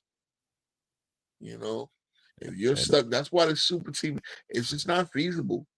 These got no, the superstars are getting $50 to $60 million now, $70 million. Soon they're gonna be at 80, 90. hmm I think it's somebody at the end of his deal, he's gonna, like, Luka's gonna get his extension, right? Bro, I'm telling you, when y'all start seeing these dollar figures, and he's gonna have the Lakers having to rethink some stuff. So if y'all oh think the yeah, Lakers gonna be making a bunch of moves, oh yeah, think twice. They not. he's probably gonna do a 5-year, 300 something $1 million deal with the opt Mm-hmm. out after 3 or 2 or something like that. He's Shoot. gonna want to opt out to try while he's still young enough to get another deal. He's only 26. He'll be 29. Let's say he opt out after 3. He'll be 29. Then he'll be able to sign another supermax deal with the new TV money and all that. Man, bro, yeah, you're gonna see a lot of craziness going on. It's gonna be a wild one. Like you Yeah, said, there man. may not be another no team may repeat this decade. We just might see a Uh, new champion team every year for the yep, next. We got yep. 5 more years left. Just like the it's gonna play out like the '70s. The only difference is the money is just out It's of the world. out of this world. And Yes. again, when I say this, I'm not me hating. That's just me reporting the facts, man. Sometimes we got to report the facts. And again, I've always said I'm the guy that when I hated LeBron, I said if you could pay him $100 million, you're not paying him enough because that's how much money he generates. That's the thing. I'm a labor guy first, man. You understand what I'm saying? Like Yeah. I'm not a management sider because I know, especially when you're in a situation, the NBA business model is the players are the product and hmm the labor. Yep. Think about that. You're the product and the labor. If you're the product and the labor, you deserve 2/3 of the pie at the very least. Exactly. You know what I'm saying? But So you they are at demand the that money. Yeah. 51%. Yeah, Get that money. get your money, and the So more we you can't hate generate, on the Bradley better. Beal. He did the right thing, but now Bradley Beal's in a situation where he hurts.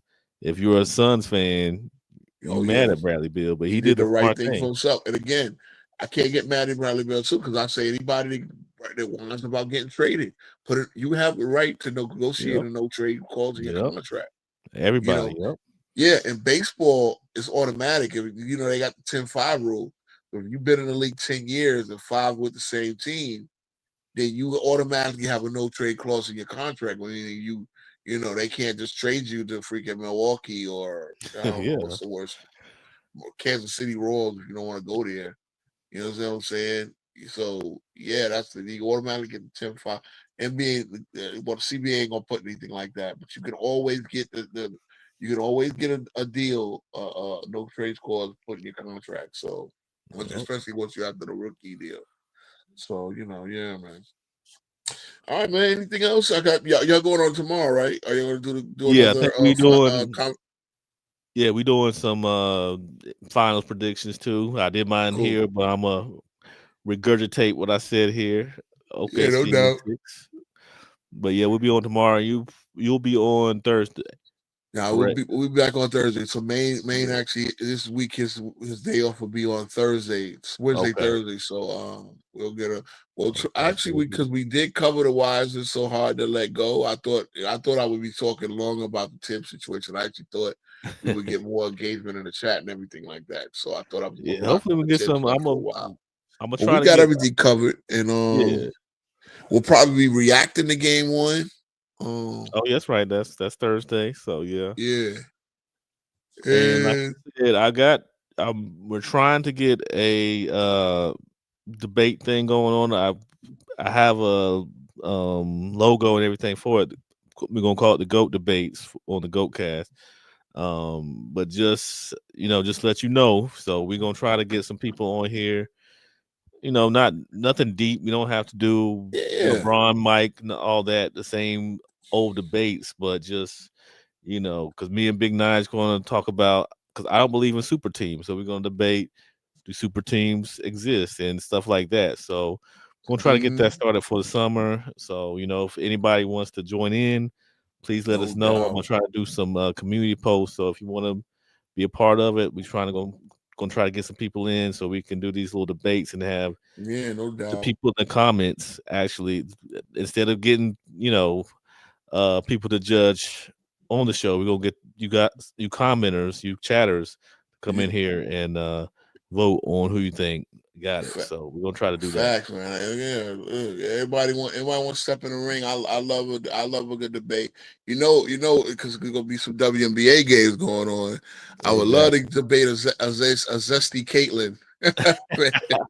Please do. Yeah, we're gonna set that up. Big Nine just Oh, a the fan, Angel so Reese hate. And again, I think it's so great what's going on in the WNBA, but I do too. they turn it into such a wine fest. You know what I'm saying? Because look, Paige Bucher is out there playing great. You got Asia Wilson, bro. She is killing it. Asia Wilson is killing it. The Liberty She is killing it. she There's a some good beast. storylines in the WNBA. And it's not all about Caitlin Clark. Now, Caitlin Clark brought a lot of casuals. Yeah, This is what happened. This whole theme. Casual fans are bought in by the face of the league. We talked about that. They was talking about that on Go Jays Kingdom and FYF. And yes, casuals, the face of the league is meant to bring in casuals. But this yeah, one when I rock with a Johnny. That's the problem. Like a casual, the face of the league is only meant to bring in casual fans, but true basketball fans will always appreciate the NBA. So I don't agree exactly, with him on much, but he was dead on the money with that. And it's like that's the exactly. only reason we do this face of the league thing. And again, Caitlin Clark could be the face of the league, but understand you're the face of the league. Other teams is coming for your neck. That's the nature of this Exactly. business. So when every time y'all whine, when people they was talking about y'all, why y'all playing hard defense on her? What? You think that we're just gonna sit Comes there and with the let her drop territory. 40 every night? Yeah, Hell to the no. yeah. What's the point? Like, don't y'all realize when Jordan came in, they did the statement. Everybody came at Jordan's neck. That's what you do to the new hot shot. Period. Yeah, man. Cindy Moncrief was all over him. That's Yes. what you got to No do. one You won. Oh my God! Don't you know that this guy's paying all the bills? Why would got, you yeah, actually try to play hard? And oh yeah, all the hard. Yeah, guess what? Caitlin Clark, if you're gonna be that girl, realize you're in a competitive sport. So, we'll say that for anyone because I know I've run into a lot of them on the internet, and I oh will yeah. definitely. I don't know. You want to I do would. this? You want to do this on? I'm sick of typing back and forth with you. You I want to want do to. this I on would love to screen? hear that. I would I'm love to hear that telling you, debate. man. Telling you. So there's a lot of stuff to debate. Yep. Again, we're not just basketball, there's all sports, football coming up, man. Oh yeah, We could yeah. talk a lot about that. You know what I'm saying? I mean, I'm not the biggest football guy, especially when the Giants are not good, but we might be okay. We might be building that defensive line. But yeah, So after the finals and summer league and all that, it gets kind of slow on the basketball side. But we gonna keep it moving. Sports, we just enjoy sports, so we gonna keep yeah, it. we're gonna have free Yeah, we agency gonna to keep. talk about, and then we're gonna have a lot. Again, all these all these all-time great debates and all that stuff like that. Yeah, Exactly. I want, again, I might go back to one show a week, but Goodness in the gracious. summertime, and because I definitely be doing some traveling and all that. But I want to try to Yeah, be consistent and all that. Oh, she looks good. This Gregory Champion. Shout out to Gregory Champion. Who looks good in the shirt? Look, a lot of I'm gonna say it because it might be controversial, but shout out to the and again, shout out to the WNBA for getting off that heavy LGBTQ team thing. Again, LGBTQ is in the audience. That's great. But Yeah. y'all started promoting the femininity. A lot of these women, a lot of the new stars are straight, right? Yep. Again, I'm not saying that. Look, Brittany Griner is good for the league as well, but Yeah. it was a little too much. You know what I'm saying? This is you might not have to. You can leave it alone. It might be a controversial take, but I remember, and again, a lot of Teresa Weatherspoon. We all know, but she played for my original Liberty and Kim Yeah. Hampton. And Kim Hampton was beautiful. She sung the national. She was a singer. She was like a theater trained singer, and she was a center for the Liberty. But there was a lot of females. They promoted a little bit more femininity, and they got too. You know what I'm saying? They got Yeah. too Yeah. I mean, I dykey. They think they're got doing a too good butchy. job I'm now. sorry. Yeah. And it's like I don't get it. It's chauvinistic to say we watch, but I'm sorry, you guys don't play the best. You don't dunk in this, that, and the third. So yeah, we want to see the competitiveness, but we also want to see feminine women there. I And it mean, got too much like it looked like a jailhouse. Sorry. So yeah. I y'all mean, had to that's why watch that image. we like Angel Reese, Caitlin Clark. They bringing it back to what Camila Cardoso, oh my God, he's big Cameron Brink. You know what I'm Yeah. saying? Yeah. Look, Asia Wilson dates Bam Adebayo. I was joking how if they have a baby, that means Asia would have to sit out a year or two, but they would have a baby, and that would be like in 20 years, that'd be like a super soldier. My God, can you Man, imagine the that would DNA? be man, Boy or Bam. girl? You talk about the Yeah, next GOAT. that would be with her ability and Bam's defense and yeah, that'd be crazy. Yeah, I mean Jaylen Brown was dating one of the girls from Yeah. WNBA. So again, I'm just saying, like, look, shout out to Jason Collins who got married to a guy. Yeah. I mean, imagine if Mhm. the NBA pushed that. Yeah, Kirk, yeah, it That got ain't too never gonna happen. pushy. It got too and look, there's a lot of I know a lot of studs who I'm cool with, like here in New York. Like, I mean, they might have felt it in MW. Like they might want some the girls girls might want to see some feminine girls in WNBA. I'm just saying, man. Yeah, this It would got be too much. and I that's not a mean, bad Sue thing. It's Bird. not a bad thing. That's what we Yeah, man. Yeah, I'm gonna stop and shut it Oh no, before you this come good. back to bite me if we blow up. Well, no, we don't want to get that dark red flag, those flags. Yeah, man. But you gotta be again. You gotta be just again, like I said. Yeah, we I can, gotta be honest, and it's just the the WNBA needed a softer side. It's like the softer yeah, side of Steers. Even though that campaign didn't work, but you gotta you gotta bring in the guy. Look, you gotta bring in the guys, and the guys didn't want to see a bunch of what I mean. yeah, absolutely, absolutely. And So I think we're enjoying it a little better now. yeah, we were. Yeah, Juju's the next up. Hopefully, she Juju, recovers from her we like ACL tear. we And like the feminine side too. We like that. yeah, no doubt, no doubt. So all right, man, it was a great show. We're Yep, gonna go keep it under 2 hours. I look forward to doing the show on Thursday. I'm coming up with some things to talk about. Probably just gonna really react to the thing. And look, sometimes the news cycle feeds you. You know what I'm saying? So it's gonna be a lot of more news popping in. You know what I mean? exactly. So I we mean, go Chris Finch might be on the way out. You never know, man. now. That would be They might not have liked how that Minnesota series ended. You that know would what be I'm saying? So, crazy, but you never know. Now you don't know how these coaches are not safe. exactly. You So never know. happy day. Look, trust me. If anybody been following my channel, I've been calling for Tibbs head since the first episode of the Optimistic Knicks fan was back in the end of the regular season. And I said the reason why. Again, I never denied he was a great coach. He was a good coach. I never denied that. Yeah, But I just knew that he was not the coach. If we got to the finals, we would have did it so in spite of him. and not because of him. And again, he got us to this point, but it's time to pass it on to the next guy. And that's Exactly. how the thing goes sometimes, man. You know And what I y'all will mean? benefit, I think, from it. Yes. Yes. So looking forward to this coaching thing. Looking forward to the off season. The work as soon as I dropped the video, as soon as I got off. As soon as I got off on Saturday night, I made the video, but I dropped it in the morning. So if people saw the video, yeah, I dropped it. That was my first reaction right after the game. But I went to bed and then I got up and then I uploaded it. So yeah, man. I missed the one take, bro. We got to get together on doing the editing too, man. Like I got to Okay, get these yeah, little. yeah. And obviously too, one of the good things you can do is license some music in the background, get some videos in there Yeah. and your things, and so a lot of Yeah, I'm and trying to yeah, bro, we you gonna gotta. get it. Oh, I don't think I even uploaded this so much. That's probably why I got a low. That's probably I didn't. I forgot to simulcast. Oh yeah, yeah. Yeah, that's why the Yeah, folks ain't in here. Oh yeah, man, I you gotta drop the ball, man. Yeah, nah, you I good, was you good. chasing behind my son, man. But we still got a good show. I'm gonna Yeah, try this to is see good. if I can do it now, and the whole show might show up. Nah, it might be too late. I didn't simulcast, so that's old. But Let yeah, me see. any Okay, clips, like, screen just this to let me my know. audience. I'll let you get It'll the hold clip. on.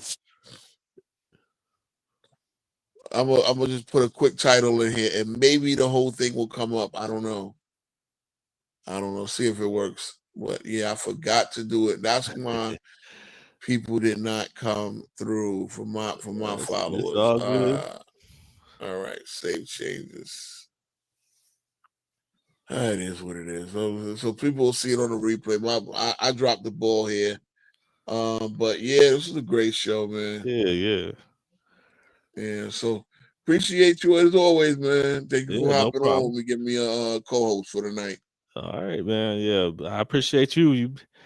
You the historian, the Knicks historian. I'm gonna have to I'm the call you. So basketball. See, that's one thing. I'm the basketball historian, bro. yeah, Like man. I've been studying this shit since I was 11, You got it looking in all up almanacs. there. Yeah, Yeah, so when people tell me about their champions, I'm like, bro, there's nothing you can tell me about. You talk about championships. I know about the championships. I know, I know it all, bro. I Oh believe it. I man. believe it because yeah, you spit it out like it's just second nature to you. You could yeah. So And again, I just did my research, bro. yeah. Reese, you can do that. Look, we picking up viewers already because it came on my thing. So maybe the whole thing come on, guys. I mean, I really did drop the ball. I didn't put it on my channel. But it happened, and I was there because I was just thinking about that because I was saying, why don't you ever simulcast the Agoka, the one you Yeah, have 2,500 subs? yeah. I'm gonna You know start. what Yeah, I'm I'm gonna saying? start. Because I'm gonna talk to you about doing a little show with me on that channel too. But yeah, I'm gonna start Oh, trying to always simulcast. down, man, bro. I'm hungry. You see, Zay Yeah, every time Zay hit me up, hey man, yeah, you want to come on the street? Bro, look, bro, I really appreciate real talk. I really appreciate this because when you saw me cooking Lamont and cooking yeah, Johnny, and then I was nervous as hell, bro. I'm like, am I good at this? And that first day, it was kind of like one couple of y'all had to step out, and then I had to like hold it down. So it's like, right?